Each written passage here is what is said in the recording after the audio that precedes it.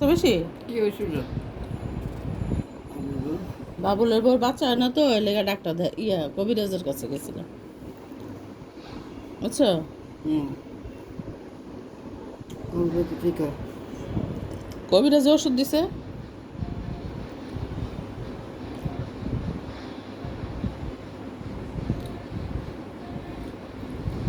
শক্ত বেশি আম্মা, হুম, শক্ত নরমই তো আমার কাছে তো মনে হইতেছে নরমই বুঝলি? নরম।